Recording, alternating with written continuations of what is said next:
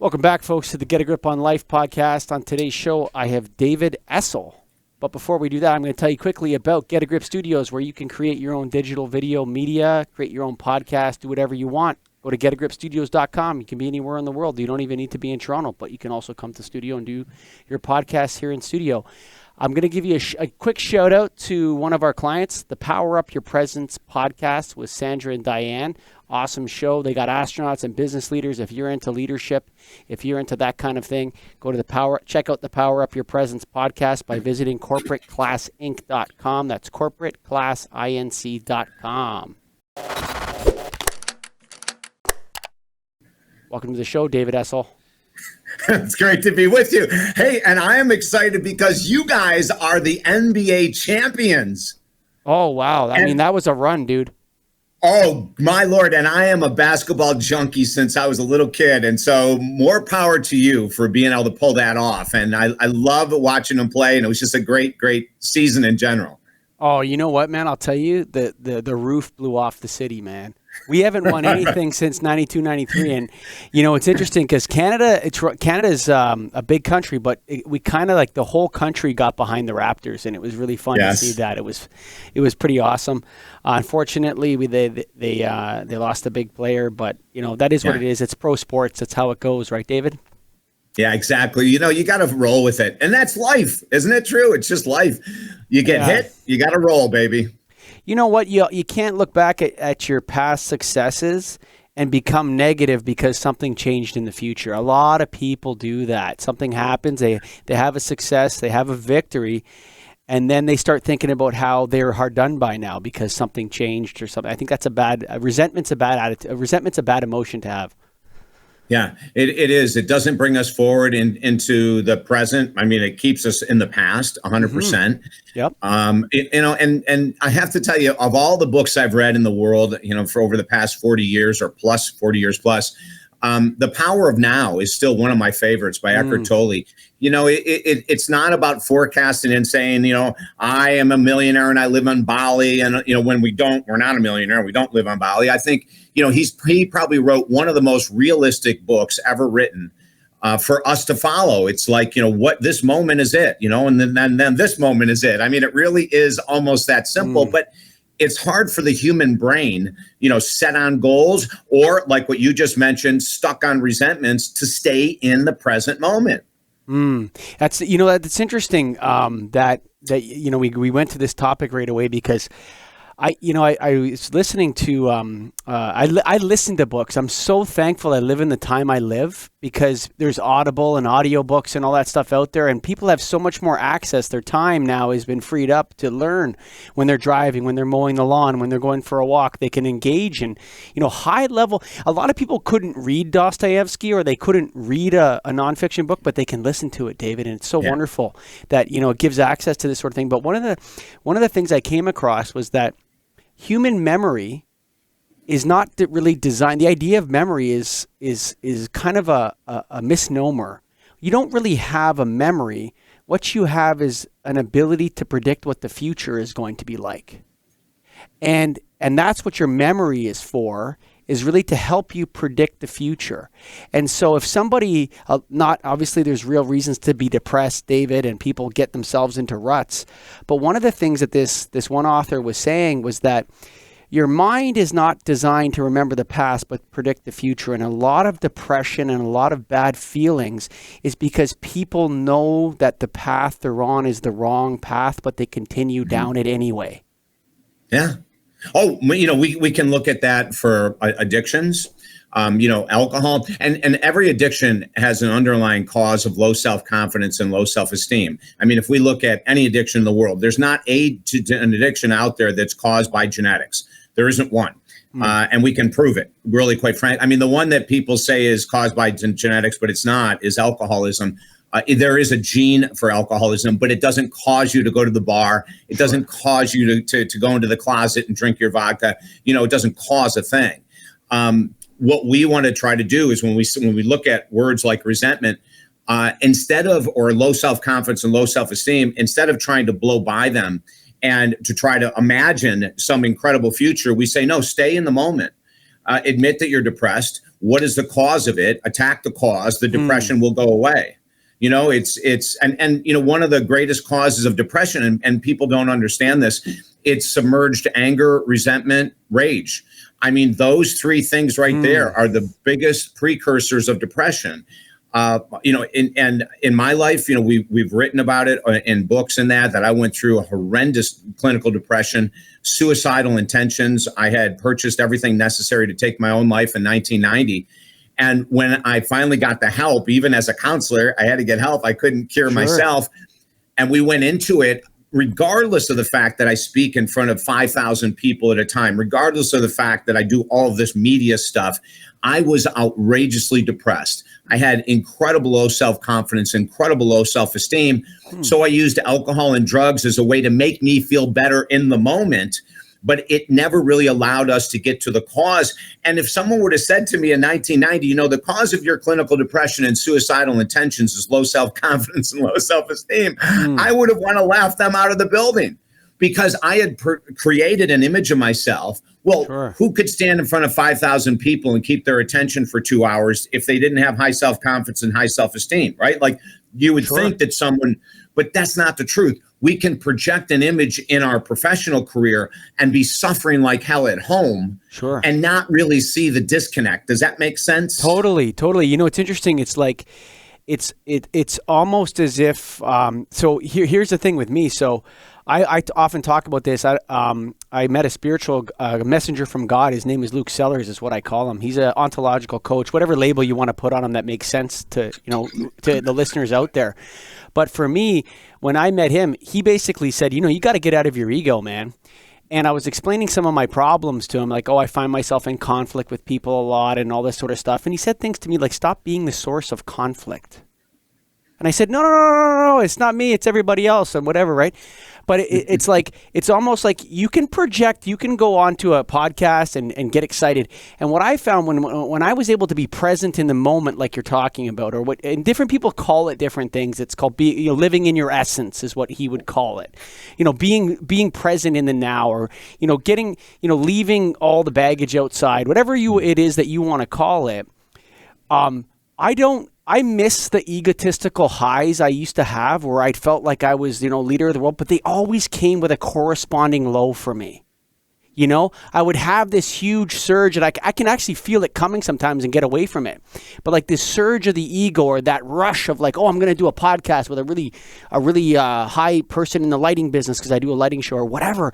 And I would do this, and I would get this egotistical rise, and I would perform for the podcast, and I would feel great. I'd be driving my car home, and then I'd want to have a beer, and then I'd want to do this or whatever, right? And then, but the next day, I'd have this corresponding low that went with it. And the highs would get higher and the lows would get lower and the highs would get higher. And I don't miss that anymore, actually, I don't know if you felt the same thing. Like, you'd get high before that performance, before 5,000 people. And then you'd have the crash. Is that what you're describing, the same kind of thing? Well, what I would do is that I wouldn't want the crash. So then at the end of speaking and being all fired up with adrenaline, I'd go and I would start drinking heavily, or I would combine cocaine and alcohol together, because I wanted that rush to stay. Sure. I didn't think that I could create that feeling inside without something external. And then over the years, when I finally committed to sobriety, and it's been quite a long time, a beautiful journey, over the years, I found that I can create anything I want to create with my own mind. I can create that feeling of excitement of standing in front of 5,000 people when I'm at the beach, looking at a sunset. I can create it in 1,000 different ways. I can go on a roller coaster ride to create that adrenaline rush. I can jump out of a plane, for God's sake. It doesn't have to. We don't have to crash, and we don't have to look at the high as the end all, the end all. Because as most people know, you get all excited about buying a new house, and within 30 days, it's an old house and the excitement has waned. And yeah, you might be happy, and yeah, it's good, but that rush doesn't stay there. We have to actually continue to manufacture it if we want to stay in that position, but that's not healthy. There should be the balance between outrageous joy and relaxation and peace. And there should be that balance between when we talk about resiliency, feeling that depression coming on, feeling the anxiety coming on, and going into the depression and into the anxiety prior to those two emotions taking over our lives and leading us down a path of doom or destruction or self-destruction. There's so much that we have control over with our mind that people don't even understand they do. But one of the biggest things that we write about in our books that we love to talk about and get out is that the conscious mind isn't the problem for most of us. It's the subconscious mind that holds both this incredible ability to be a Superman in your own life, and it also holds, unfortunately, the incredible ability to be your own self-saboteur. Most of us, when we look at... Is that two sides of the same coin, though? Well, the subconscious mind has it only has one property. It only has one reason for its existence, and that's to keep us right where we are right now. Let that sink in. The subconscious mind has no ability to differentiate between good habits, bad habits, good experiences, good patterns, bad patterns. It has no clue. All it knows is what you feed it, it will repeat and it will regurgitate. So when you feed it low self-esteem comments and thought processes and actions, it will deepen that low self-confidence and low self-esteem. But it's not all negative. The most important in our work, the most important thing is to find out what negative patterns in the subconscious are keeping us stuck with low self-confidence, low self-esteem, food addiction, alcoholism, nicotine addiction, etc. But on the flip side, the subconscious can be the greatest ally in the world. And we can look at it from a lot of different perspectives. If you get up in the morning, like most people, and before you leave the house, you brush your teeth, over time, that becomes a subconscious response system to you getting up in the morning. You don't have to think about it. You just do it. It's a healthy response. Sure. But the subconscious can also do the same thing as it did for me at 8:01 p.m. for over about 30 years. I opened my first bottle of wine. I didn't think about it. I didn't think I'm going to go home and I think I'll have a glass of wine tonight. Sure. I didn't think about it. I just did it. Just like we don't think about getting up. Most of us don't have to put a note on our steering wheel saying, did you brush your teeth today? Because it's become part of the subconscious product. But, the subconscious, as I said, it has a yin and a yang, just like everything else. And so you feed it something. Let's say you think that men are all dogs and all they want is sex. Well, you feed it enough, you will project that image out. You will throw that energy ahead of you. And so we want to be very cautious. So let me ask you this, and this has been a couple times I've talked to people about this. Will you then attract that to yourself? Is that like a message to the universe in a way, or is there something about that, or is it your internal self manifesting that in a way? I'm not a fan of the law of attraction at all. As a matter of fact, I think the law of attraction is more, we can quantify it more easily with negativity than positivity. So part of the answer is if you want to, I agree with that. Like all the crap in the law of attraction and The Secret, it's all a bunch of nonsense. In 28 years of hosting a nationally syndicated radio talk show, we interviewed Deepak and Wayne and Susie Orman and all the celebrities many, many, many times.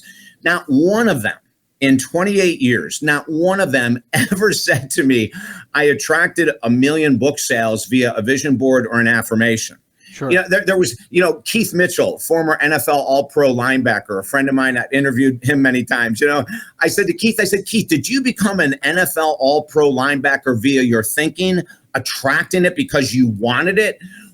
And he started laughing. He said, David, It takes a hell of a lot more than positive thinking we, in our books, we destroy the myth of The Secret. We destroy the myth of the law of attraction because too many people eventually give up on their goals. They write out their affirmation, I earn $1 million this year. And by the way, that's $82,000 a month. Sure. Okay. How many people do you know that have the determination, the discipline, the gifts, the talents, the skills to earn $82,000 a month? I can tell you it's about 1.5% of the population. There's not a lot of people. So when we're earning $50,000 a year and you're saying to yourself with your affirmation, I earn $1 million, you are I can see it. I put the picture of it up there. You are so far out of integrity. Yeah. You're out of integrity. You're lying to yourself. Like, this is the message that's real. If you get up in the morning and say, I'm a size 8 when you're a size 16, that's a lie. Sure. And so over time, what happens is as you say your affirmations and they don't come true, you lose motivation. You lose integrity with yourself too. You've already lost it. Yeah, for sure. The The minute you worst repeat, person to lie to is yourself. amen. Now let's go back to the subconscious mind. When Sure. you're saying I am a millionaire, the subconscious is laughing itself all the Sure. way to your next donut or drink or whatever, Sure. because it doesn't believe it. It's a lie. And we have to be very careful. Again, the mind is beautiful. It's powerful, Sure. but how we treat it and what we feed it, if we feed it lies like I am a millionaire when you're not, well, you're going to get an end result that isn't all that positive. So we have to be very cautious about what we're following. And I tell you this out of my own humility, from 1980 to 1996, I taught the law of attraction. I was all over the world saying whatever you believe you can achieve, and all of that is a lie. There are guys. There was a guitarist, Rick Springfield, that I interviewed once, and he did. I think he did that song.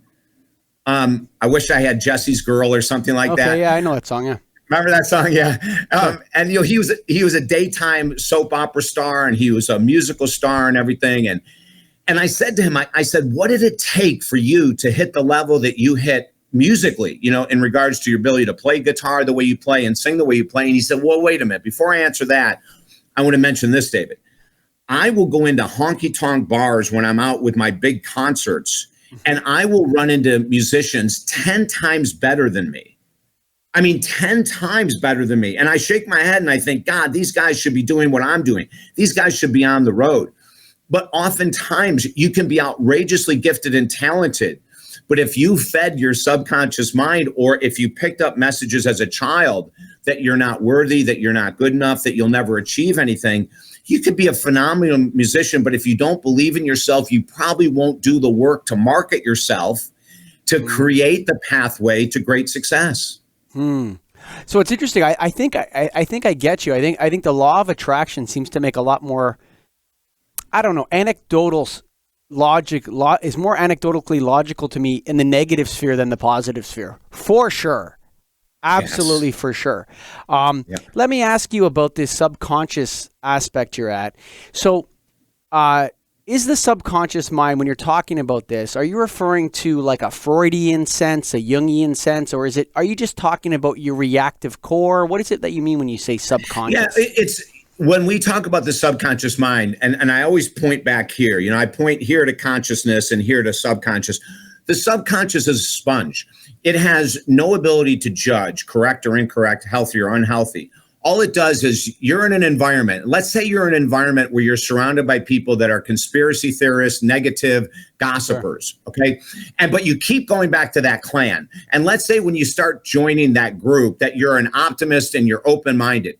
You stay in that kind of communication long enough, you will start to turn. Why? Because the subconscious is a sponge. It takes in what we give it and it makes it our own, which is crazy, right? So if you're raised in a household where mom and dad drink and smoke and do all this kind of stuff, there's a really good chance that you're looking at them. And even though your conscious mind might say, when I grow up, I'm not going to drink and I'm not going to smoke. Sure. Because you're in that environment, the subconscious is filled with those messages and images. There's a great chance you're going to do one or the other or both. So we look at the subconscious as a sponge that's constantly filled by what we put in it.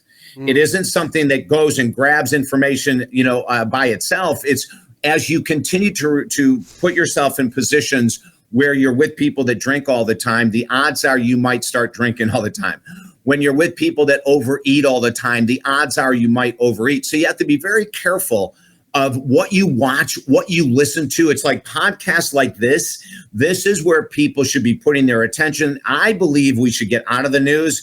I can't remember the last time I watched the news, quite frankly. It's probably 30, 40 years now. I don't think it's necessary. I think it's more damaging than helpful. But your podcast is something that if I was in the shoes of saying, okay, I've got 30 minutes, I have 45 minutes, I'm kind of feeling bored, or I want to listen or watch something, get the hell away from your television set, turn on to this podcast. Start to fill your mind, because I don't believe we become what we think about at all. That's the law of attraction nonsense, and even though that's a quote from Buddha, who I have the most amazing respect for, I don't believe it to be true. Let me say this. If it was true that we become what we think about, and let's say that we only thought about positive things and we only thought about earning millions of dollars or getting to a size 2, if it was that easy to have those things happen, your show would be off the air. I'd be out of business. None of my books would be selling millions of copies. Sure. No one would need us, right? Sure. Because all you have to do is think of that red Maserati in the driveway, as they say in The Secret, and it must appear. So our work is more based on consumerist narcissism, man. Amen to that, brother. It's like there's something about that type of, like, in the positive aspect of that you've revealed to me now. It's like, it's so obviously crazy to think like that, actually, that all I have to do is focus on these goals. No, you also have to act in the world. You also have to come up with a strategy. You have to market yourself correctly, and you have to learn how to do those things. And those things generally take time. And if you actually meet someone that makes over $1 million a year, you're actually surprised who actually does and who doesn't. And some people, no, seriously, you'd be like, I know a lot of very wealthy people. You'd be surprised who's actually making the money and who isn't. A lot of people that say they're making the money are really fame junkies. They want to talk about making the money, or they want to talk about living the lifestyle, but they're $250,000 in debt, but they're excited today, right, or whatever it is. So it's an interesting aspect. Can I ask you about the subconscious? I think I understand what you're saying. So it's a sponge and it's reacting on a daily basis, and you're either filling that, you need to fill that thing slowly, steadily, and methodically with the kind of things that are going to help you act properly in the world on a daily basis. So that the things that you need to do, making your bed, brushing your teeth, the things that you need to do start to become habitual, and then you have more and more good things that are habitual, and it's like a flywheel that starts to turn faster and faster in the right direction. How do emotions interact with this? Are they like messengers? Are they part of your subconscious? Are they part of your conscious? Are they telling you something? Do you need to feel them? Do you need to listen to them? How do you react to emotions? So when we think of the subconscious, think of a knee-jerk reaction. Okay. That's the best way to explain the power of the subconscious mind. So I have a client, an attorney, very, very successful. Yet when she goes to speak, she flips out. Now, this woman is outrageously smart, talented, gifted, 30 years in the business. But when she's asked to speak, she's the president of her firm. She has to say yes. It's a way to promote her business. Mm-hmm. And yet every time I took her through my public speaking course, every time that she would get ready to go on stage, she would absolutely flip out. Now, it wasn't because of the fact that she doesn't know her stuff. It wasn't because of the fact that she's not entertaining when she gets going. But her subconscious mind had accepted a belief system that she was not good enough. She wasn't funny enough. She didn't have good enough outline. Like, all she focused on was the difficult parts of being a speaker. So no matter how talented and gifted she was, every speech was terrifying to her until in the last 8 months, we have totally turned it around. So the initial knee-jerk reaction was, oh my God, I'm speaking in an hour, breakout in sweat. Now that's emotion, right? It's both a physiological response and an emotional response. She would shut down emotionally. She would start to drip in sweat. 8 months after doing the course now, when she goes to go on stage, she's slapping her hand. She can't wait to get up. She'll say to the person behind the dais, she'll say, is there any way we can start right now? And they'll go, well, you're not scheduled till 1. It's 1:15, but I'm ready to go. Yeah, sure. and it's changed. So when her subconscious changed to look at speaking as, now I'm prepared, now I'm organized, I've rehearsed, I know what I'm doing, I'm confident, her emotional component was altered and caught up with her physical practice. So now she walks on stage excited versus dripping in sweat. So emotions are a part of the subconscious. And when we train from an action step point of view, let's say to be a great organized speaker, the emotions will catch up and you'll start to feel more confident, but only after you do the work. Right. I was going to say to you, like you said, 8 months, right? And okay, so I'll give you an example of something. So I've never been overweight or anything like that, but I've never been a guy that liked lifting weights or liked exercising, okay? And I like to play sports. I never like to go for runs. I never like to do any of that sort of stuff. And then so as you get older, your metabolism slows down. Maybe you gain a little weight and you think, oh gosh, I got to start going to the gym or whatever. So I had trouble with the gym. I liked playing squash, but I go in the gym and I go, oh God.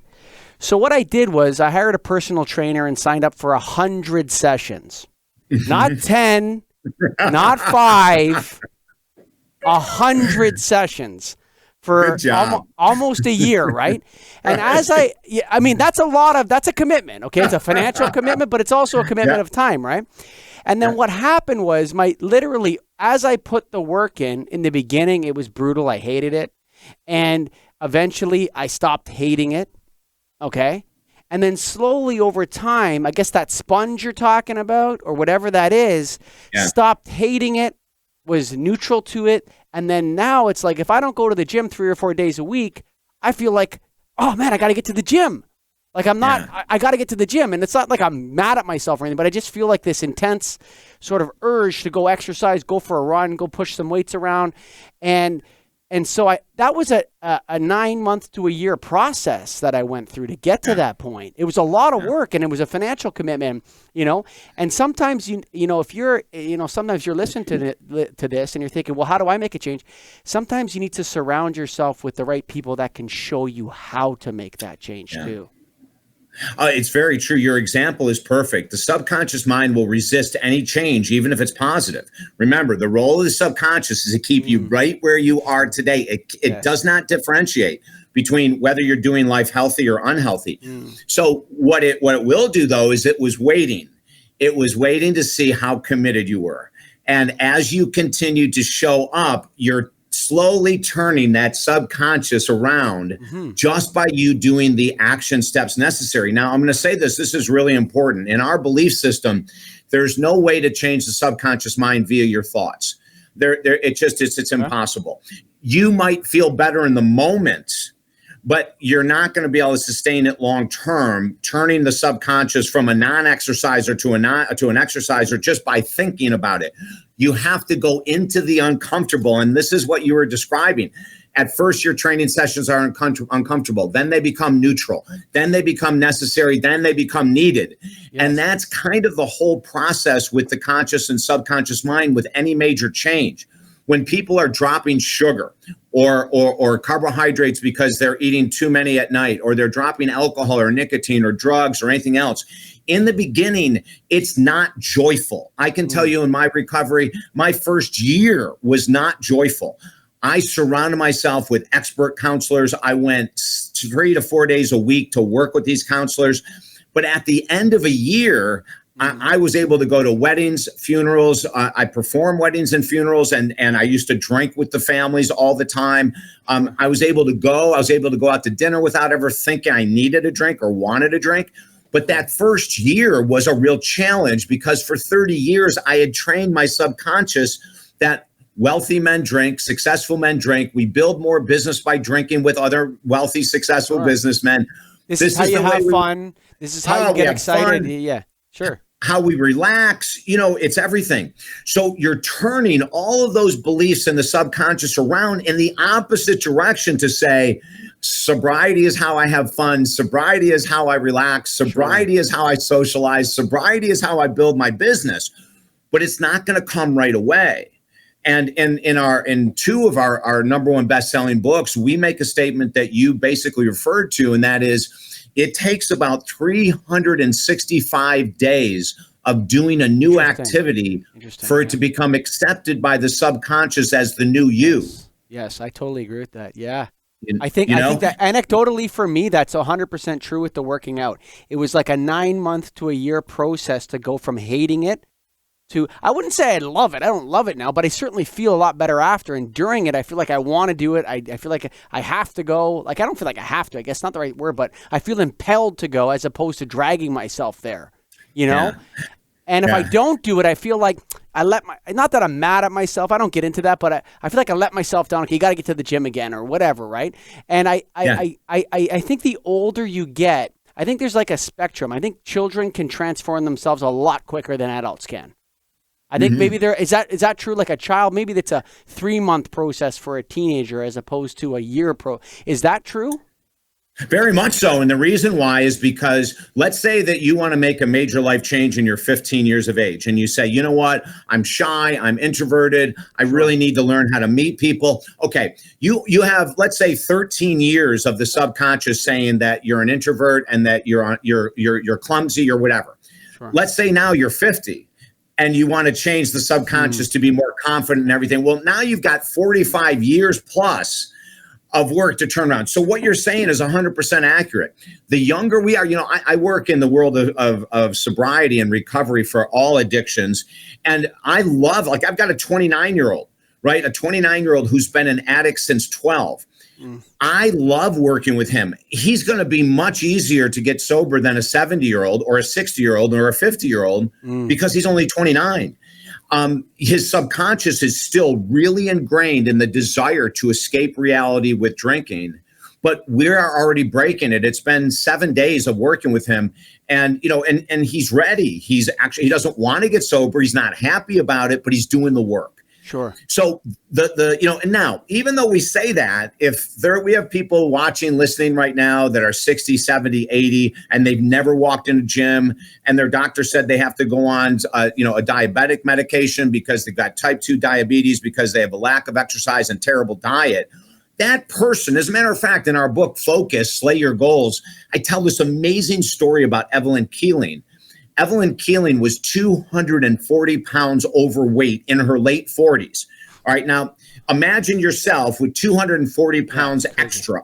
It's crazy, right? It's insane. Crazy. Yeah. Especially on a woman. I mean, it's like, I'm not saying that's a lot of extra weight, man.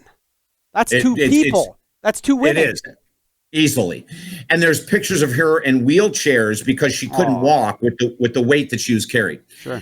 Now, her subconscious mind had convinced her that it must be genetics, that there's nothing she can do to control blame it. Game. Blame game. Yeah, exactly. Sure. Now for people that are overweight and you want to blame it on genetics, University of Florida study said only about 6% of people who are overweight or obese have any genetic link whatsoever.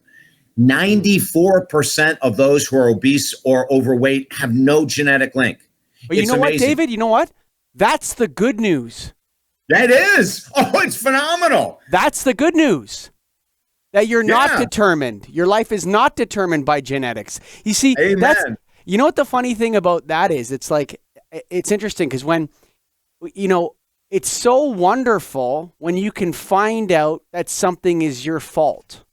And people say, like, I say that to people, they say, what are you talking about? That's, I hate that. I don't want to admit I'm wrong. I'm like, it's so wonderful because now you can fix it. You don't have to worry, but you can't blame God. You can't, this and that and all this sort of stuff. You can fix it. Now you know the problem is you, and now you can show up for yourself every day and you can fix the problem. And you can, and Evelyn did. And we share her story. And she, in her late 40s, she lost 240 pounds. In her 50s, she walked on stage in Las Vegas in front of 15,000 screaming fans as she had become a bodybuilder in her 50s. I mean, and the pictures are amazing. 240-pound weight loss. Millions of people now follow her because they want that inspiration. It's inspiration, sure. Heck yeah. So we say now, like, what was her turning point? Her turning point was, I got myself into this. I have to get myself out of this. That was the turning point. I'm responsible for me. Yeah, 100%. And look, I'm not, it's funny because, I've had a couple emails from people saying, hey, mental illness is a medical problem. And I'm not playing doctor here, but I think that the University of Florida study is probably right for the vast majority of these problems, lifestyle problems we suffer from, which, which are interesting. A lot of these problems that people are struggling with are rich people problems. Like, you could only have this problem because of the extreme wealth of Western nations. We have taken that with food, especially. In the United States, 70% of our population is overweight or obese. Yeah. It's sad. 70%, and that's not what you said is true. It's not because they're starving, obviously, and it goes against all stereotypes in regards to gender, sex, religion. It doesn't matter. It doesn't matter. We're using food as a drug. And it's incredibly important that people understand that. Going back to your statement on anxiety and depression, we still in the medical field, I say we, even though I'm not a medical researcher, I'm simply a counselor, but we know that they still have not found a direct gene for depression or anxiety. They have never found one gene that they can locate and say, oh my God. Now we do have, for the 6% of people that are obese, and we do have a gene for those 6. They have found and isolated one genome for those obese people. But it's wild in the world of anxiety and depression, which in our country affects 40 million people a day. Yeah. 40 million. I mean, it's off the charts. And so when someone comes in and works with me and they say, well, my dad was depressed and my mom was depressed, and so it must be genetics. No, your mom and dad did not have the coping mechanism tools to deal with life as the way it was given. And so they went into depressed state because they repressed their anger, insecurity, rage, shame, guilt, and that's what creates anxiety and depression for the most part, is that we're submerging things instead of dealing with them head on. And I totally agree with that. I totally agree with that. I think it's like, to me, I just remember the girl. It's a series of lectures by Dr. Margaret Visser, who is at the University of Toronto, called Beyond Fate. So going beyond fatalism or fate, like you're deterministic, right? And she was saying how the memory is, if you're depressed, it's likely because you know that you're staying on the path you shouldn't stay on. Yeah, it's true. Whether you're in a relationship that's terrible, a career that's terrible, or an addiction that you have, like when we self-medicate, as an example with alcohol, the first 1 to 2 drinks actually adds energy to people's lives. And this is something a lot of people don't understand. But past 2 drinks, it's a depressant. So your first 2 drinks make you feel relaxed and open and sociable and fun and energetic. But after that, it turns into a depressant. So if you're struggling with depression and you're drinking on a regular basis, or maybe you drink once a month, but you drink too much, you're a binge drinker, that is funneling down and building a deeper depressed state. And then here's the hard part, is we're saying to someone, the coping mechanism that you've been using for years to help you try to deal with life has to be taken away in order for you to learn how to deal with life. Yeah. And that's a scary thing. That's hard. And I went through it, and I know it's scary as hell for anyone that's listening and saying, man, I got to attack this food addiction or drug addiction or alcohol addiction or smoking addiction.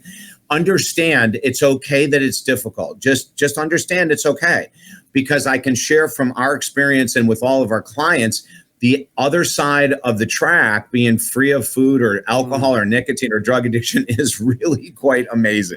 There's actually what I'm really excited to talk to you about now that I understand your positioning a little bit, because you read a bio on someone, you take a look at them on the internet for quickly, you can't really understand what they're about until you talk to them for a bit. The first thing I want to ask you before we get more complicated and we get into marriage and families, which you're a counselor of, I saw marriage.com. I want to ask you a bunch of questions about that. I'm really excited actually to talk to you about that. But before I do, I want to ask you something that someone told me that I found really interesting. One of the ways that you can get past because some people, like, smoking is their friend in a way. Like when they quit smoking or they quit drinking their Heineken or their vodka soda, whatever it was that is their, they'll have one drink that they just can't wait to have, or that cigarette or whatever it is. It's like a friend. It's like they have to grieve it in a way, or there's a sense of like loss with that. And one of the ways that I was told that people can cope with this, and I found it useful, was to thank that vice but say goodbye to it. Instead, I don't know if that sounds crazy, but to say, you got me through 42 years of this, but I don't want you a part of my life anymore. I want to move on from you. But I used you, and in a way I needed you in a way. I don't know if that sounds crazy, but to not, because some people stop drinking. Oh, no one should drink and no one should ever have a drink. Yeah, alcoholics shouldn't have drinks, but there are people that aren't alcoholics. There's nothing wrong with having a couple beers or drinking some wine. You know what I'm saying? And so you thank it, and you also apologize to it for abusing it or misusing it in a way. And it helps you leave it behind. How do you feel about that? Oh, I don't think that there's a wrong way to get clean and sober. Okay. I love it. Okay. I don't think there's a wrong. You know what? It's like, yeah, if that works, freaking use it. And if Sure. something else works, use that. You know, Right. it's like, yeah, be very open minded. Because there isn't a way. And one of the things that's difficult in the world of recovery is that, one of the most famous programs would be the 12-step programs, Alcoholics Anonymous, but they only have a 10% success rate. They have a 90% failure rate. Now, for the people that works for, don't change a thing, right? Sure. Like if you're a 12-step person and you love it and you're happy and you're healthy and all that, and you don't have any of the character defects like irritability, anger, rage, that kind of stuff, then keep going.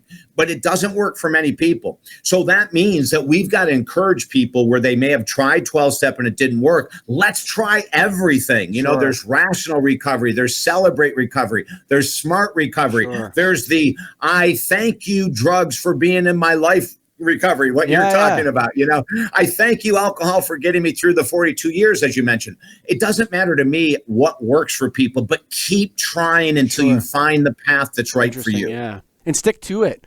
So So now we're going to get a little bit more complicated with this subconscious thing, because I want to ask you this.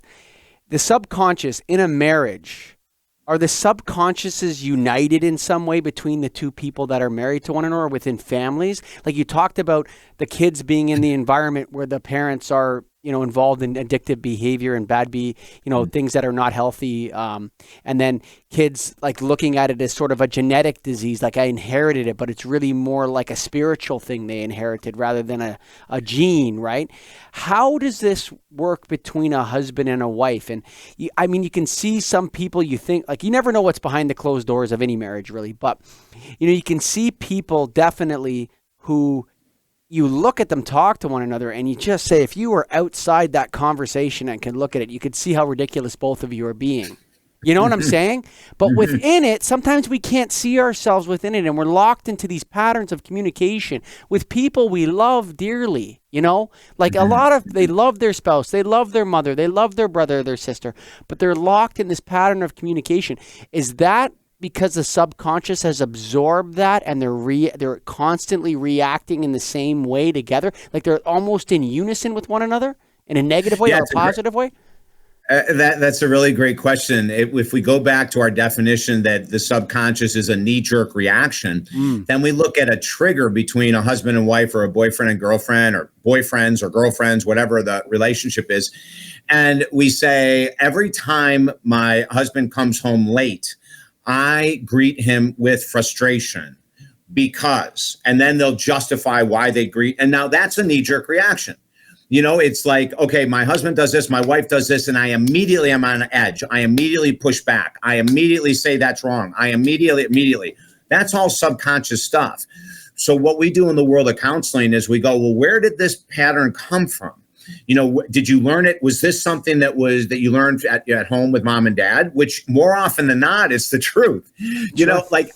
Oh my God, I can't tell you how many people come in and they'll go, now, if you're going to tell me that I married my husband, I'm going to tell you right now, you're wrong. And 4 weeks later, they're going, holy crap, I married my dad. Yeah. My dad, and then the 4 weeks later, they go, I did, didn't I? And I just started a client yesterday who is married to an alcoholic. And she goes, whatever you do, don't try to compare this with my family upbringing. And I said, tell me about your family upbringing. And she goes, well, my dad was an alcoholic. Very first thing she said. and so I go, okay, let me explain the subconscious mind. Sure. From 0 to 18, the pattern you saw was that a man who drinks a lot is a man. That's what you saw. So your conscious mind might say, when I get out of this house, I'm never going to marry or date a guy that drinks like my dad. The subconscious mind, because it cannot judge good or bad behavior, just says real men drink. So you went out and you found a real man who drinks just like your dad. And then when we went through other traits that her husband But in a way, has, you're attracted to that too. There's like an attraction to that. Well, it's called the known, K-N-O-W-N. And so, yeah, it is an attraction, but it's the known. It's what we know. It's what we grew up around. It's what passive aggressive behavior, codependency. You're raised in an environment where mom doesn't have a voice, or every time mom says, what do you think about doing this? The father shuts it down. Well, if you're a boy being raised in that family, you're going to look for a woman who's going to be submissive. You're going to look for a woman who doesn't have her own voice, because that's the type of wife you think you deserve, because that's what you saw growing up. Now, this doesn't necessarily isn't consciousness, like a 21-year-old doesn't leave the house and go, my dad kind of emotionally controlled or abused my mom. I'm going to find a woman that'll put up with that. We don't consciously say it, but the subconscious is so powerful that if we're not aware, we're going to just repeat the family upbringing. It happens all the time. It's sad. And the same thing with, it's sad. The same thing with the way you handle money. You have one of two directions to go. If you're raised in a family where mom and dad are really strict and frugal and they're savers, you may come out as strict and frugal and a saver, or you may come out and go, I'm never going to be like my mom and dad. And you might become a free spender that gets you in trouble, even though you were raised in an environment where they made logical financial choices. Maybe you don't want to follow mom and dad. You want to do your own thing. Now, it could work out good, but it may not. Or maybe you're raised with a family where that the budget was never talked about. No one talked about money. Money was hush, hush. Don't bring it up. Well, then the odds are you're probably going to go through life and try to find a partner that also is afraid to talk about money and doesn't want to look at the reality of your financial circumstances. So what is your core advice to people? Like, is it like it's the subconscious? I get that. So you're saying to people, you got to change these core reactions you're having to the world and examine your emotions more carefully. Look at the reasons why you're doing things and start to plot out a course of change and stick to it for an extended period of time. But what is the message to, like, so our lives are so complicated now, and people say, oh no, it's the best time to be alive. We're as safe as we ever were. And all this guy, like Steven Pinker, of the Steven Pinkers of the world. You know what I mean? Like, I love Steven Pinker. Read a couple of, I can't remember what the name of the book is I read now. I listened to actually, but the world's getting better. We have less crime, less thing, and all this sort of stuff. I don't think people feel that way though. Do you?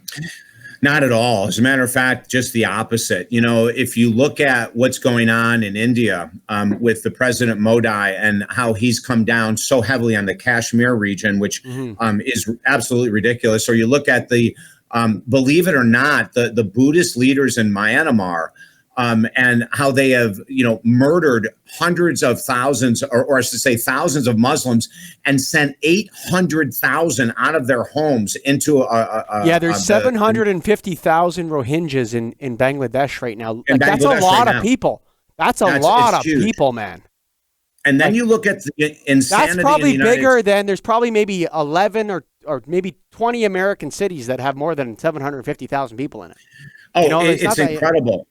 The volume of disgust in this world. And you look in the United States, I as a United States resident, I'll say we suck right now. We suck as a nation. We've fallen apart. We've become divisive. We're murdering each other. We're fighting in the streets with each other. It's just really a sickness. But the sickness is the sickness that's around the world. It's not just the U.S. It's not just India. It's not just Myanmar. It's everywhere. So I'm not one of those people. I'm not Pollyanna. I'm not going to agree with anyone that says the world is getting better. I think that we're in a tumultuous time of change. I hope that on the other flip side of change is good. It normally can be very good when we go through these tumultuous changes. I don't think it's necessarily a horrendous thing, even though the acts we see are horrendous. I think it's the way the world works. We go through periods of depression. We go through periods of abundance. We go through periods of deep war. We go through periods of more peace. I think this is the way the world works. But I will not say it's better now. I think right now it's probably one of the worst that I have ever experienced in my 63 years of being on this planet. And I'm looking forward to the next 4, 6, 8, 10 years for us to recalibrate and to come back. Now, when I look at in our country, the changes that we've made, the civil rights movement with Martin Luther King and some other major, we came out okay. But we still have a lot of work to do. Thank God there was a Martin Luther King. Thank God there was a Gandhi. Thank God there was a Nelson Mandela.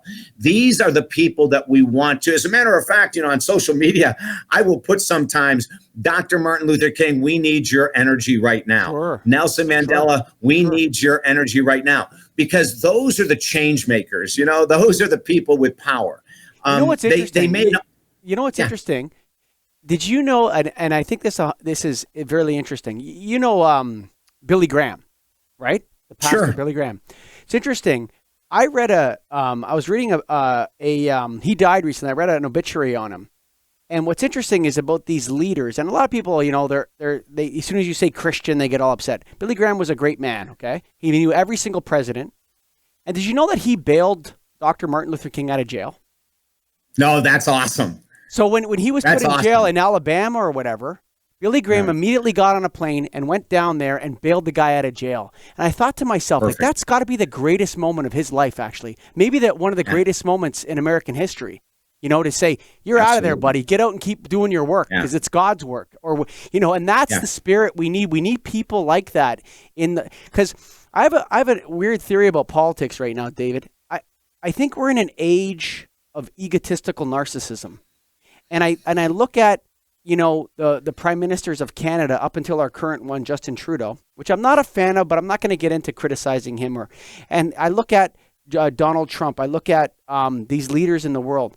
And it's almost as if, when someone's in their ego, when someone's being egotistical or narcissistic, you either validate their opinions or you go into conflict with them. You don't have any other option, right? Mm-hmm.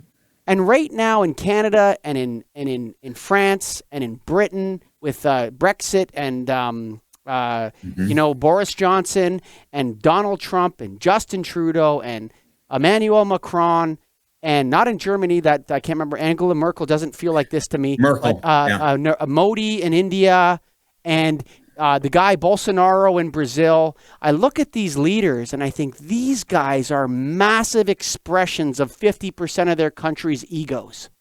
Like they're validating the egotistical narcissism of the people.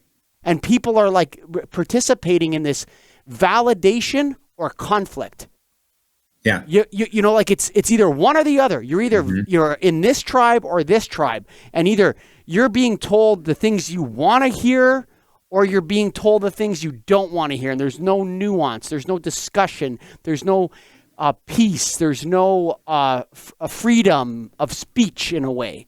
Because you either have to validate or go into conflict. And it's all over the world right now, man.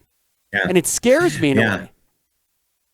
Yeah, and I think this is where we come to what I'm hoping for, and I feel pretty optimistic that we go through these changes in the universe, in our world, and there are always periods of this the Vietnam War, World War I, World War II, Vietnam War, and then there's spaces of time in between where we don't have quite the insanity. But what you're saying in regards to leaders is scary for me because of the fact that everything eventually is top down. So the insanity of many of these leaders, it's being filtered down to the people. And a lot of the people that have felt powerless now have power if they agree with their leader. Yeah. And that's a scary thing. That's where it gets really frightening, where that they feel then entitled to go out in the street and to hit somebody, or they feel entitled to mock people. They feel entitled to do the things that's happening all over the world right now. This call-out culture, this shaming culture, this group mass shaming of an individual. Like it's a form of it's a form of social lynching. It's like it's like people are expressing this deep rage or something in a mass, and they feel comfortable because they're in a crowd, or they feel like they're anonymous on the web, and they can tweet out, and they don't have to be a single person in the world with rights and freedoms and operating. They can join this group and shame somebody and take out their rage on them, and it's being fueled by these leaders that are I don't know if you want to call it egotistical, or whatever you want to call it, but it's like a validation or conflict. And you're either on this side or that side, and there's no in between. And the Gulf is becoming so, you know what? The greatest danger in the world right now, period, end of the story, is the breakdown of political compromise of the United States of America. That is the greatest danger in the world. We actually did something that we sent out this week that has already been picked up by the press. We have a new children's book that came out, The Real Life Adventures of Catherine Cat Calloway the First. And Cat Calloway is this third grader. She walks into a lunchroom one day and she sees this little girl sitting by herself at the table.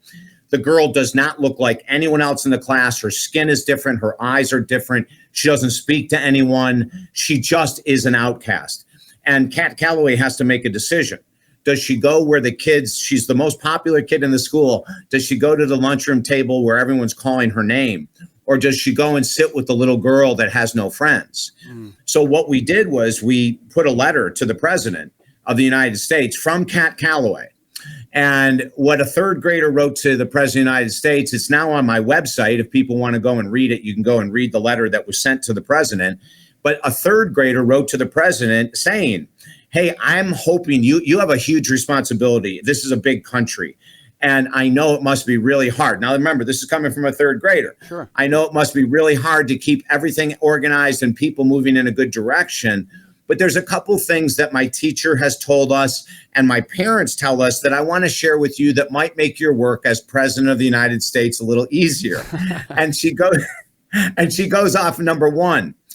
We really can't keep calling people names. My mom and dad always tell me when I call someone a name, I need to go and say, I'm sorry. So, Mr. President, we noticed in our class when the teacher read the headlines that you put down a congressman from Baltimore who was robbed. And you laughed about it online and said that he deserved to be robbed at gunpoint. So, Mr. President, in our third grade class, we would have to apologize to that person for saying something like that. So that's one way that might help you help our country. And then she goes through with 3 more examples. And so what you and I are saying is very much in alignment. What we're trying to do is create a bridge to go across that gap. So we don't have the haters and the non-haters or the believers and the non-believers that we hope with this information that we're sharing with the country and with our own president, that we'll be able to come together and use a little bit more logic and less emotion. Because right now, the world's politics are based on emotion versus logic, which is very unfortunate. And we need less emotional people and more logical people making these decisions. And this is where a third grader comes in with all of her beautiful logic and says, maybe this isn't a good idea. She also says about, how he has, the president has been chastising women of color who are in Congress and who are American citizens, telling them to go back to their own country.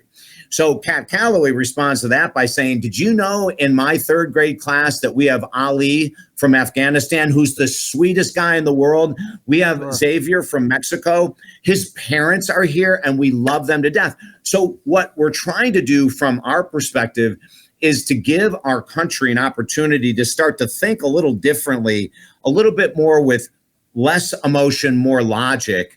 And that's what's needed. We don't need people making this world more divisive. We need someone to bring it together. And we'll find out. Our election's coming up pretty soon. There are other elections. Unfortunately, some of them have just been completed in some of these countries with outrageous chaos, and their leaders are going to be there for a while. But we'll see what happens. And I think if we as citizens can start to pull ourselves away from the media, not get engaged in the conspiracy BS theories, not get engaged in the constant rhetoric, not get engaged in the arguing, stop talking politics at work, stop talking politics at home. Instead, do something good for your neighborhood, for your school system. There's a reason why we vote in private. Yeah. There's a reason very for much that. so. Right? There's a reason why there's a booth that you go into and you strike your X and you fold it up and you walk out and you put it into the box. And no one gets to know who you voted for. There's a reason for that tradition. What are people afraid of? What are people afraid of, David? Because they're acting out of fear right now. It's not anger. Behind anger is fear, I think. No? Yeah, and behind fear is low confidence and low self-esteem. If you have, it all goes back to this, if you have high self-confidence and high self-esteem, it's not necessary to get in an argument with someone who loves the president when you hate him, or you hate him and someone loves him. I mean, when you're based with really strong self-confidence, self-esteem, you can agree to disagree. You can decide not to share your opinion because your opinion really doesn't matter. If you want to be quite honest, Yeah, who cares what you think? I don't right? care. Exactly. Yeah, it's like, if someone wants to talk politics with me, the odds are zero that I'm going to engage. Okay, because I really don't care. You know what I really like. You know what I really like about what you're saying is that you're refusing to say the names, even though one creeped in there or whatever. To me, it's the same thing. It's like the people that hate the president of the United States are actually doing him a service by constantly talking about him all the time. Amen. I'll tell you, the most brilliant congressperson in the world is someone called Nancy Pelosi. Okay. Nancy Pelosi is a speaker. She is brilliant beyond design. She is so incredible that she can say without emotion, and this is what's so cool, she can say, I really hope that the president, she's a Democrat, I really hope the president does not get reelected.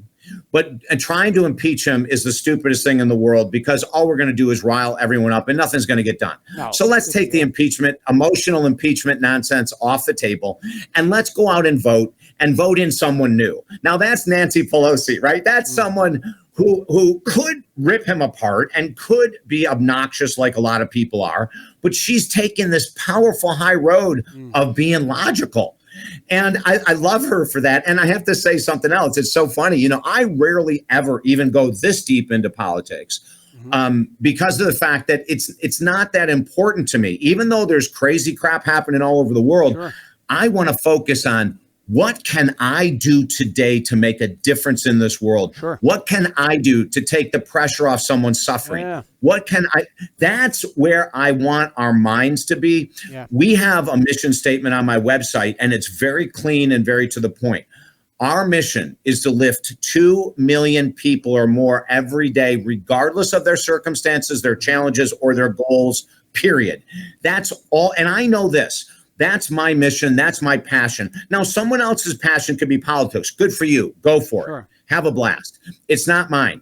I do know if we stay on path and if we don't get engaged in the conspiracy and the arguing and the fighting, sure, that we can help make a change in this world just by staying focused on making a difference. Interesting concept. Yeah, get out of the groups and I think what's interesting is you're saying I'm out of the groups and I'm into the individual, but just a lot of individuals. And here's how to help yourself. Here's how to get yourself on the right path towards, and I'm not preaching a religion. I'm not preaching this or that. We get out of this mess one person at a time, actually. Basically, you're right. Yeah. Very much so. And so your responsibility as a listener or viewer, what is your responsibility with your family to make your family closer, tighter, healthier? What about your neighborhood? What about your school systems? Sure. What about me? Sure. I want to go back to this again. I think this is so important because the subconscious mind is a sponge. If you have the news on while you're cooking dinner, while you're taking a bath, while you're washing your car, you're screwed. Okay, you're absolutely screwed because those messages are getting stuck here and you're becoming more opinionated every day of your life while you're letting that crap get in. And to the younger listeners, I'd say that's Instagram and Facebook and Twitter as well. If you're spending a lot of time on, Twitter is absolutely a nasty hole of anonymous shaming. It really is. That's right. And Instagram is really like this place of egotistical. They're actually unique in their own vices that they generate. I think that's why they're attractive from people. Instagram is this place of perpetuating the myth of the law of attraction in a way, right? It's I'll put out all this stuff. Exactly. That's what it is. And I got to tell you this. I got 2 points to make about Instagram because you are nailing it right here. The other day, Instagram is the hellhole for the law of attraction. I swear to God, it is. I saw this post. It said, if you ever have a negative thought ever, you need to follow the law of attraction. They will disappear. And I thought, wait a minute, first of all, negative thoughts can be forewarnings that we need to change. Yeah, I look at Yeah, you need to right? listen You to got to those pay negative thoughts. attention. Sure. And then the second thing is, we have to have a platform. We're all over the place, although we don't play very well on Twitter at all, and we don't play very well on Instagram at all. But we have a presence there because we have to, Sure, of for course. whatever reason. Yeah. But on Instagram, we work with a lot of women that struggle with self-confidence and self-esteem. Instagram is the worst place in the world for someone who struggles. All they're seeing are all these models that have more filters on the cameras than you could count. The lighting is unbelievably professionally done. Now, I'm not saying that they're not attractive women, but when I have clients from all over the world saying, well, I was on Instagram the other day and one photo and after another just tells me how far behind I am in life. My body isn't perfect. I don't have 3 kids. I don't have a boyfriend, blah. And I see everyone on Instagram. Now, here's a behind the scenes secret. So I have worked with Playmate models or Playboy Playmates for years and years and years, for their personal growth, their health, their relationships, and I met one years ago, 1986, as a matter of fact, when I was in the video industry. I was in the health and fitness video industry back then, and we would go on these tours, and I would have a table at these events next to one of the Playmates. So I got to know them. And then I started working with them. They would hire me. Well, one of them who I was working with, I've got to come out on Instagram and Facebook with no makeup. I'm going to come out with no lighting and no professional photographer. And she said, I think I'm going to scare some people because what they are used to seeing is not the way I look. And she did it. And the response was so overwhelmingly powerful, it brought her to tears. Now, she did a side-by-side, she was so ballsy. She did a side-by-side of this glamour shot and then her, and you almost could not recognize the two as the same person. I mean, seriously, it was that far off. She had so many women praising her, thanking her, allowing them to see the real her so that they don't feel as bad about themselves. It was amazing. And I think that women could do a great service to themselves by cutting back on the Instagram nonsense. On Facebook or Instagram, we say to people all the time, if you're getting into arguments on social media, you're the idiot, not the person that put the post up. Sure. If you're getting suckered into arguing about who's right and who's wrong, it's your issue, not the person who did the original post. Totally agree. And I think, I have 3 daughters. I have 4 kids, but I have 3 daughters. And, I have 2 sisters. I have a mom. I have a wife. And I hear a lot about, I think that we've entered a regressive era with respect to, I feel like I look at the way our society, it's like a double speak in a way. It's like there's this expression of women's freedom and the women have never been more free, but then there's a dark side of that where in a way women have never been more slaves to how they look than men today. Amen. Do you know, we just wrote an article for the media yesterday, and it was about, I can't believe you used that word. The title of my article is "Women have become slaves to love."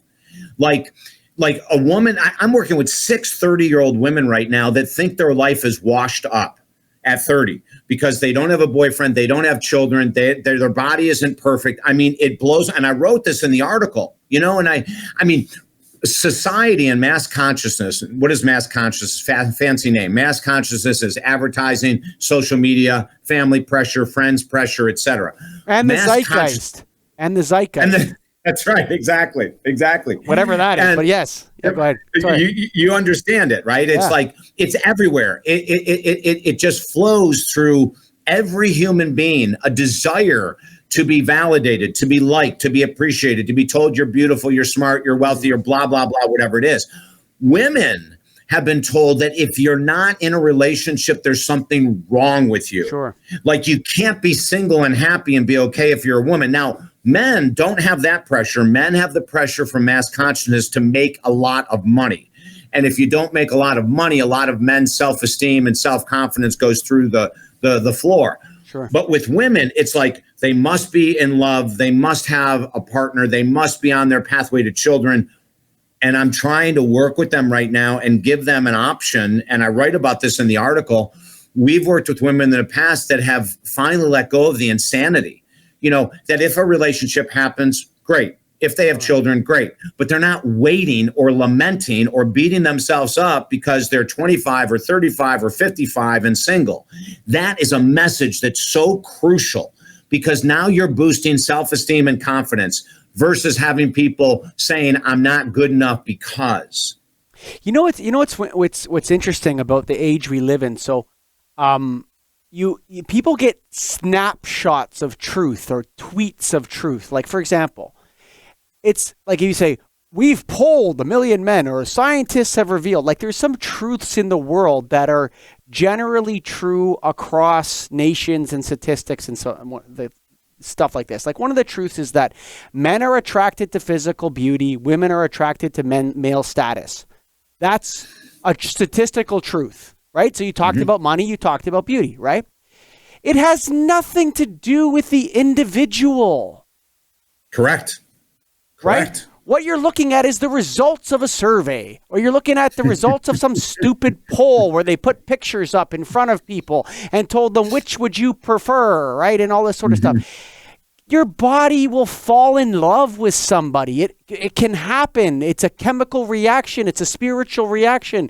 It's something that happens to you. And this idea that, oh my goodness, I'm this or I'm that, or my life has no meaning because I'm 30 and people are having existential crises in their 30s. It's to me, it's crazy. And, this idea, I don't make, I'm trying to make $1 million a year. You know how hard that is, son? Very, very difficult. Like you said, I think 1.5% of the population can do it. $82,000 a month is $1 million a year. Not only profit, that's what you have to put that in your pocket too, which is actually more difficult than actually making the 82,000. Okay, Amen. Like try to put that make the money, pay the bills, pay the employees, buy the vMix software to have David Essel on your podcast, and then put the $82,000 in your pocket after that, buddy. Come on, that's a tough gig. So, like this idea that I have to be as high status as some loser who's lying on Instagram, or I have to be as beautiful as this Playboy model, or no man's going to be attracted to you. Are you kidding me? Women, listen to this. Do you know how many men out there would be completely in love with who you are right now? There's probably, there's a ton of dudes that could totally fall in love with the person that you are right now. And could you be even better? Absolutely. But don't compare yourself to this trash online. It's crazy, man. It's worse than the news. It's worse than the news. It is. It is. And when you get to that place of self-acceptance, just speaking to a woman or a guy right now, when you get to the place of accepting and you start to focus on what do I need to do to create more happiness in my life? What do I need to do to create more internal joy? That's when you're going to start to see the people come that are potential dating or potential love partners when you've created joy and happiness.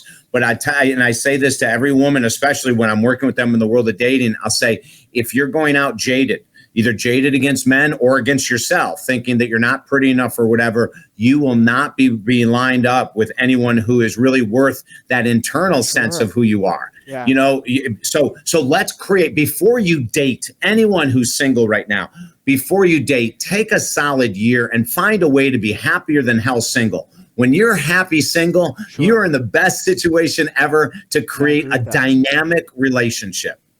But not only that though, but I also think that this idea of the subconscious and then living in the present and being who you are now, that's always who you are. You're always going to be in the present, David. Mm-hmm.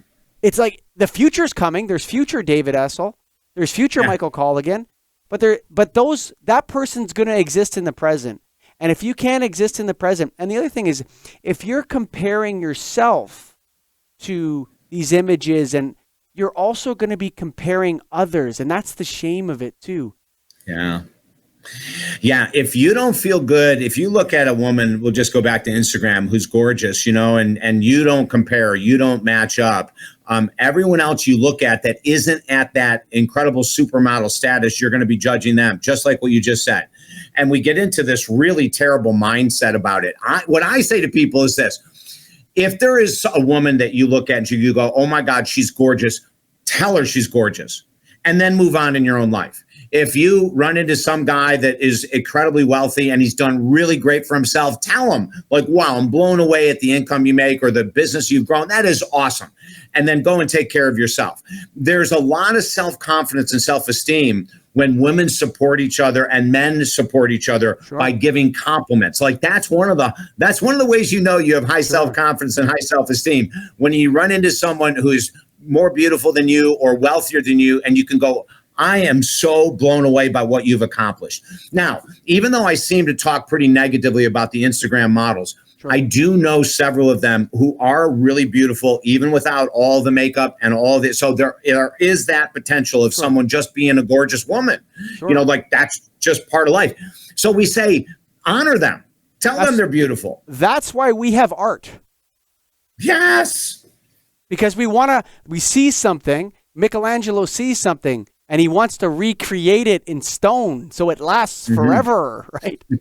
You understand what I mean? That's why we see beauty in each other, you know, and just as the same way that there's all these statistics about status and beauty and that we're doomed to this, there's also the statistics that show that people actually are highly sexually attracted to their spouses. Even they would choose their spouse over someone more beautiful. Or there's also other statistics that aren't smashed in our face as much because they're not as like Instagram tweety friendly or whatever. There's lots of beautiful things in life. And I think if, you know, like you said, David, I'm going to compliment you. I really enjoyed talking to you. Actually, I think you're fantastic. Thanks. Mike, I appreciate it. I think we could probably go on forever. So I have to ask you though, before I let you go, this Angel, you know, I do a lot of podcasts, and I used to try to read everyone's book before I met them, and I just kind of ran out of steam with that. You got to tell me about Angel on a Surfboard. What's that about? Oh my God, it's a mystical romance novel. Mike, this is something I never planned on writing. You know, I never thought I'd be doing romance novels ever, right? So a number of years ago, I went to Hawaii to speak for a large corporation, and I decided I'd never been there. So I said, I'm going to take 3 weeks, and I'm going to spend a week on Oahu, a week on Maui, and a week on Kauai, because I'd never been there. And I'm flying from Florida. It's a 2-day trip. I said, I'm not going to take all this time and not really get to see the island. So I get in on a Thursday. Friday, I do my speaking gig, and I'm done. Now I have nothing to do. I go to the hotel pool in the afternoon, and I always have notebooks and pens with me, and I just started scribbling this stuff down. 4 hours go by, and I'm looking at this legal pad filled, and I ran up to my room, and I called one of my best friends, Lee Witt, out of Seattle, and I said, hey, dude, I'm in Hawaii. I just started writing something for 4 hours, and I don't know if it's a story, a book. Can I read it to you? I read him the whole thing. At the end of it, he goes, what the hell are you doing in your room? Get down there and finish the book. And so that's great. That's how it's, Mike, that's how it started. But what we did was, you know, on every island I went to, some of the most bizarre stuff that you just can't even make up started happening, you know, and I was running into this old retired surfer, and he kept saying to me, he was this amazing guy, and he kept saying to me, hey, I want to help you write a book. And I said, I'm not here to write a book. He said, the one you're writing right now. I said, how did you know I'm writing a book? He said, he goes, just trust me. He goes, there's a lot of things in the world that come to me, and I just share them back. But you're writing a book right now, aren't you? I said, I just started yesterday, but no one knows but Lee Witt in Seattle, you know? And he said, trust me, this is going to be a great book. And so I wrote the book, but every day, Mike, I'm running into different people that became part of the book. You know, this a former surf queen who lost her hand in surfing to a shark bite. She didn't lose her arm. It's not Bethany Hamilton, but it's another surfer that lost her hand. I ran into her. It was, you know, we write about it in the book. Her story was amazing. As a matter of fact, when I go back and read my own book, that section makes me cry. Sure. It's such a sensitive part of a human being that I experienced with her. Anyway, the purpose of the book is to expose the 6 most important keys to lasting love, about shattering codependency, taking time in between relationships, dating not just for compatibility, but dating and looking for things that would never work for you. It's the opposite of dating for compatibility. You know, most people date for compatibility. So if we are attracted to each other and we both like X and we both like Y, but one of the things we say in the book is, but what are the deal killers from the past that have never worked? Because that's really the key. We need to learn from our experience. So in the book, we share this thing called the 3% rule of dating that says you can have 97% compatibility with someone. But if they have one of your deal killers, the relationship will never last. And what's a deal killer? You know, it might be someone who smokes. It might be someone who drinks. It might be someone that has young kids and you've already had your kids and you don't want to go through that again. But if you break your own deal killer, as we say in the book, once you break your deal killer and you fall in love and you allow yourself to fall in love with someone that has a trait that would never work for you, the relationship is doomed. So we have 6 massive keys that we wind in this erotic, fun, mystical romance novel that went number 1. It was the fastest of our books, Mike, that ever went number 1. It went number 1 in 3 months. So we're really honored, you know, and we got a chance to write in Hawaii, have fun, and to give a good uplifting message on love. Yeah, you know, what's interesting about that, I find this, you know, the strongest relationships that I see between, you know, married friends and all are always people that share values. Big time. You know, like obviously they're attracted to each other. Some of them aren't even really friends in a way. They just have this like shared values of life, like how life should be lived. And they play it out in their lives, you know? That's interesting. No, that what you just said is beautiful. When you can be with someone and you don't have to entertain them, when you can sit with someone, and I'm getting chills right now. This is a really important message. When you can walk someone and not have to walk with them and not have to talk, but feel close to them. When your partner can be upset and you can sit and let them be upset and not try to fix them, that is a real intimate relationship. That is the beauty of intimacy, you know, where that you mold and you meld together and you don't have to create little chitter chatter talk if you just want to sit next to each other. You may hold each other's hands or you may not, but that's the type of thing we ask our clients to look for, you know. Now in the beginning, there's one. When the two become one. I'm glad you said that. You know, we hold the marriage here. In all relationships, the marriage is here, and then the individuals are on the side. So we say every decision that we make, is this going to help the union? Interesting. Or is it going to take away from the union? In other words, is it a self-centered desire that's only going to help this person? Or is it ultimately going to help the union? And that's how we help our couples make the best decisions of what they should be doing in their life when it comes to their relationships. Yeah, it's interesting that you said that. Another one of my podcast guests said you should think of your marriage as a sacred. Yes, it is. Like it's sacred. Yeah. Right? It's here, and the two become one, literally in the sexual act, but also spiritually through this sacred bond that is created. You know, and you don't want to offend the sacred bond in a way. Wow. Yeah. No, and there's too many people don't take the time. You know, I've married a ton of people, and I can tell you that we never marry people unless they go through our premarital counseling. And people always laugh and they go, "We didn't even think that was still around." When they first contact me, I go, "Oh, you know, ours is 10 weeks long, Mike. We do a 10-week, 10-week premarital.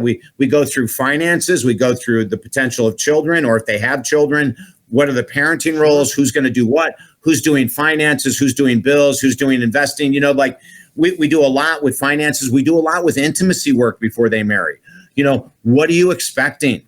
Do you expect to have sex 4 days a week, 3 days a week, once a week, once a month? And so there's a lot of work we do to get them on that same pathway. I mean, you know, the guest you said this is a sacred, and it is. You know, this is the bond. This is everything. Sure. Now, we encourage people to be interdependent in marriage versus codependent, which means this is the most important thing to protect. However, we want this person to have their own hobbies and interests in life. We want this person to have different friends and interests in life, so that when they come together, they have exciting things to share. Sure. You know, and it can get very boring in a relationship if the only thing that you do is what your partner does. I'm not saying it's bad. I'm saying there's a potential of boredom. So we want someone to come home and go, "Oh my God, I went out with my 2 best friends today. You wouldn't believe what Mary's doing." You know, for the woman, let's say in a heterosexual relationship, to have her own friends to go to lunch with, to have girlfriends is crucial for women. for guys to be able to go fishing or to go boating or do whatever they do other than, partying and drinking, just going to throw that to the side. It's important that a guy has something to come home with and say, God, I was lifting at the gym today. Yeah. I hit a maximum and I wouldn't have done it if Jimmy didn't push me. That's the kind of stuff I love when couples communicate over. It's interesting that I think that is so wonderful that that it's such a wonderful gift to two people to make them really examine. Because I had someone said that someone, hire slowly, fire quickly. But it's like for business, it's like, be careful who you bring into your world, right, in your business. Yeah. But it's like, if you're listening to this and you're thinking about getting married and you haven't done something that like David's talking about, where you really examine your values and what you think of life, how many children you want to have, whether you want to live in the city or you want to live in the country, all these things, right. You think it's not a big deal. You're just going to love your way through that. Man, that's not the way to think about a marriage. You gotta compromise before you put the rings on and decide. Yeah. I think it's such a wonderful gift to those couples that you walk them through a serious, intense 10-week course on, hey, this decision is really important, eh? It is. So maybe we're gonna, if you want to be associated with my program, we're gonna walk you through forget about a 12-step program for alcoholism. We're gonna put you on the 10-step program to marriage. I think that's such a wonderful gift, David. I really do. Like it is fun, and I get a chance to really get to know the couples. But a funny thing happened a number of years ago. My nephew asked me to marry him and his fiance, and I said sure. And so he had told his mom, my sister, that he was going to go through the premarital counseling, and she said, "Do you know what you're in for?" Because my sister's heard me talk about it. And so his name is Josh, and Josh goes, "Oh, we'll be fine." And after the second session, he called his mom and said, "Oh my God, Mom, Uncle David has us doing a lot of homework every session." And she goes, "Hang in there. It's going to be worth it." They didn't know they could even handle the 10 weeks, Mike, to be honest with you. Sure. At the end of 10 weeks, it made the biggest difference because we talked about, things like when you get married, men and women assume way too much about what their partner's role is supposed to be, right? So men will assume that the woman is supposed to do all the household stuff or whatever. Very stereotypical. Whatever you're assuming, whatever that is. Yeah, and we want to get rid of that assumption, and we want to make sure you're on the same wavelength. Unfortunately, about 6 months ago, a couple chose not to go through our premarital counseling program. They hired a different minister, which I was fine with, it's fine. But then they came back to me after the wedding, and it was just a mess. She had assumed that he was going to take care of all the bills and do all these, and he had assumed that she was going to do certain things. And they get back from the wedding, and within 30 days, they're on the verge of divorce simply because of the fact they didn't talk to see what each other's assumptions were of the role to play as man and wife. And now we're battling to try to keep them, even though it's only been 2 months now after the marriage, we're trying to keep them together by having them do the work now that I wish they would have done before. Yeah, it's funny how some of the biggest decisions in people's lives, they take, like they'll drive, I always say people will drive across Toronto to get 13 cents a pound bananas. You know what I'm saying? Like people do crazy things for very little benefit, but to make an informed decision on who you're going to spend the rest of your life with, to make an informed decision, or to make a major financial decision, and the way that sometimes people make these decisions is so flawed. I'm really grateful that you exist, David, and that you're helping people. Thank you. It's so wonderful, man. It really is. It really is. Thank you, Mike. We did a weekend course, my wife and I, back in 2003, and we were blown away about how much we learned about each other on that course. And we spent the weekend, and they went through all the different areas, and how many kids do you want? Where do you want to live? Who's going to handle the finances? How do you feel about household chores? Who's going to take care of the kids? What about diapers? They went through all this stuff, and it was so wonderful. And to do it for 10 weeks and have more time, I think is just great. Yeah. Yeah, it allows people to get very introspective. Now, the good news is some people would say, we may decide we're not going to marry. And I say, you may decide that. And if that's the decision, that's a good one to make now, not in a year or 2 or 10 years, right? But we've never had anyone at the end of the 10 weeks ever decide not to marry. They always have gone so much further than they thought, and been really at peace and even more confident that they were marrying the right person. Yeah, that's so wonderful. It's been an hour and a half, if you can believe it. Hey, Mike, I have had a blast with you, brother. This has been great.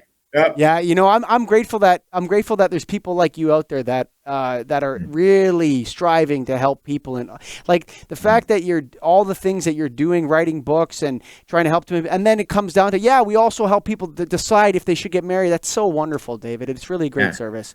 Throw your website out there if anyone's listening. DavidEssel.com. Yeah, you can either go to davidessel.com, ESSEL, or the easier website to remember is talkdavid.com, TALK David. If you go to talkdavid.com, you'll find about, all of our programs and books. But there's also something that we want to offer all of our listeners and viewers, and that is that you can sign up for a free subscription video service. We send out a video 5 days a week, absolutely free. The new name for the program is called David Essel's Motivational Minute. And if you go to talkdavid.com, you can sign up today, tomorrow, the next day, whenever you want to. And 5 days a week, you'll get a 60-second inspirational video to start your day with. So just go to talkdavid.com, look for the Motivational Minute, sign up, and we will rock and roll. It's been a blast. We've been doing this now in some format, Mike, for about 4 years, doing 5 days a week free videos, and it's really helped a lot of people. And I'm sure some people listen to every single one, and then some people, when they're having a hard time in the morning getting up, that's the morning they grab it and look at it and get some going. I'm thankful you exist. Folks, if you're listening to this, if you want to go to the getagriponlife.com website, if you're there now, there'll be links to all of David's stuff, Facebook, or any of his Instagram. We'll put everything up there. And I'm grateful to you, the listener. You listen to this. I'm thankful that you did. And I hope it helped. I know it helped me. And the reason why I do it is because I love to talk to wonderful people like David. So finally, before I run, if you want to make some media yourself, if you want to start a podcast, if you're a business owner, or you want to create some digital video media for your business, go to getagripstudios.com. That's where I am right now. You can be just like Diane and Sandra, who started the Power Up Your Presence podcast. That's available at corporateclassinc.com. A shout out to them. That's corporateclassinc.com. Check out their podcast. It's awesome. I've listened to about half the episodes and I really enjoyed it. Thank you for listening. Bye for now.